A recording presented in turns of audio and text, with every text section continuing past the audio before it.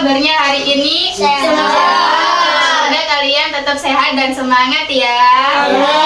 Hari ini kita akan belajar tentang peduli lingkungan.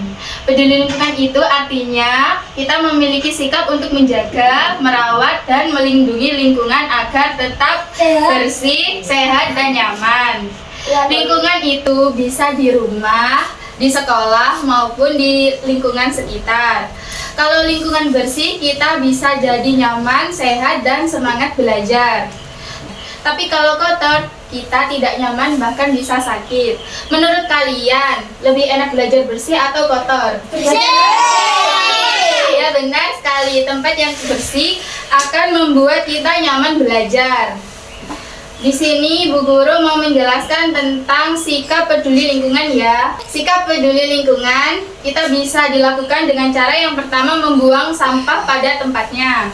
Yang kedua, tidak membuang sampah sembarangan, membersihkan kelas sebelum dan sesudah belajar, tidak mencoret-coret meja dan dinding. Misalnya kalau kalian melihat sampah di lantai, kalian ngapain? Membuang sampah tempatnya. Ya langsung dibungut ya, langsung dibuang sampah tempatnya. Membuang sampah sembarang mesti ada banjir. Iya, kan menyebabkan banjir dan tanah longsor. Sekarang Ibu mau cerita ya, ada seorang anak yang bernama Randy. Suatu hari Randy dan temannya mencoret-coret meja di kelas. Menurut kalian itu baik atau buruk? Kenapa kok buruk? Itu tidak baik soalnya ya perbuatannya ya.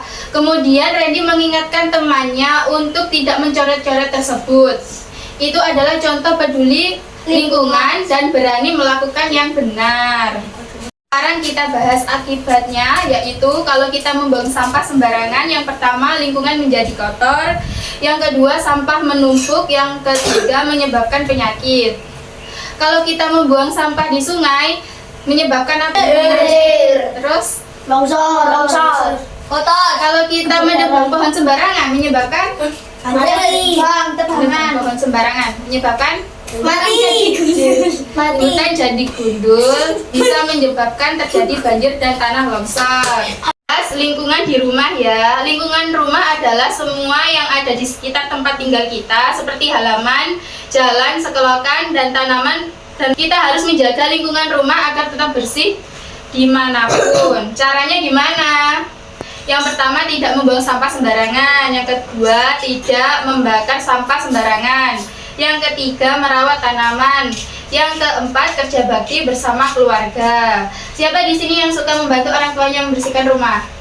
Jarang. Oh, jangan pinter berarti ya. Apaan aku mesti dilatih? Ini Bu Guru mengasih contoh untuk menjaga lingkungan ya di sekitar. Bukan. Untuk situ. Apa sih? Iya toh. Anak menjaga lingkungan kita tidak bisa dilakukan sendirian. Kita harus bekerja sama dan gotong royong. Contohnya di rumah apa? Bantu orang tua. Terus, kalau di sekolah? Sampah pada tempatnya. Apa? Membuang sampah pada. Pinter. Terus apa lagi? Kok gelut? Apa? Kerja membersihkan lingkungan. Salah, pinter. Menurut kalian kalau kerjasama itu enak atau tidak? Enak. Kenapa? Karena bersih dan nyaman. Karena tidak merasa capek, soalnya bekerja sama ya. Kalau kita bekerja sama menjaga lingkungan, manfaatnya apa? Yang pertama, lingkungan menjadi bersih dan sehat. Yang kedua, kita jadi rukun dengan teman dan keluarga. Yang ketiga, pekerjaan menjadi cepat dan selesai. Yang keempat, kalau lingkungan bersih, kita menjadi nyaman dan Belajar dan bermain. belajar dan ya. Jadi anak-anak, pada peduli lingkungan itu sangat penting. Kita bisa memulai dari hal kecil. Yang pertama, membuang sampah pada tempatnya. Yang kedua, menjaga kebersihan. Yang ketiga, membantu orang lain.